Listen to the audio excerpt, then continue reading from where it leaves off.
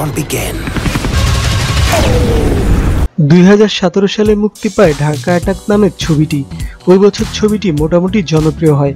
তখনই ঘোষণা দেয়া হয় এই ছবির সিকুয়েল অর্থাৎ ঢাকা অ্যাটাক 2 নির্মিত হবে।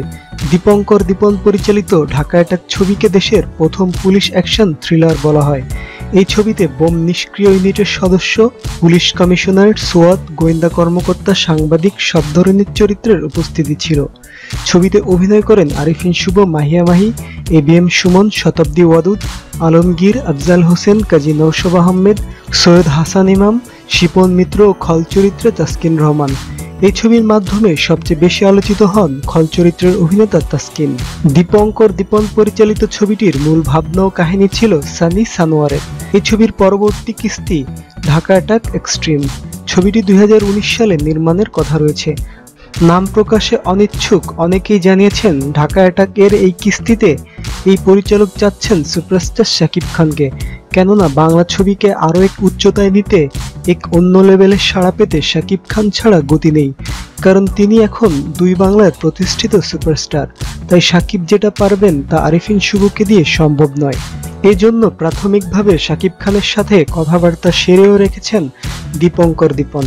বিশাল বাজেটের এই ছবিতে শাকিব খানের জন্য থাকছে একটি বড় অঙ্কের পারিশ্রমিক।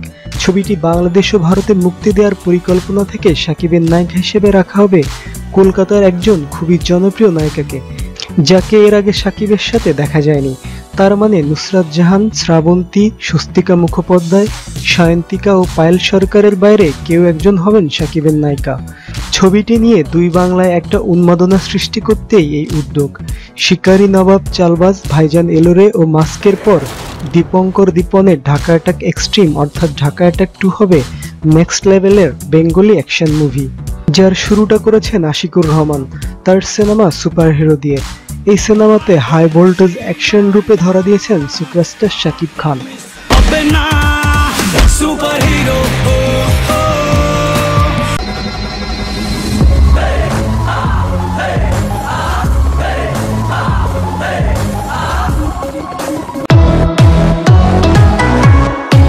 হ্যালো ভিউয়ার্স, কেমন হলো ভিডিওটি জানিয়ে দাও কমেন্ট করে। ভিডিওটি ভালো লাগলে বেশি বেশি শেয়ার করো এবং লাইক দিতে ভুলো না। আর যারা এখনো সাবস্ক্রাইব করেনি please subscribe this channel for more videos and latest update. দেখা হবে পরবর্তী ভিডিওতে। সে পর্যন্ত ভালো থাকো, সুস্থ থাকো এবং আমাদের সঙ্গে থাকো। See you.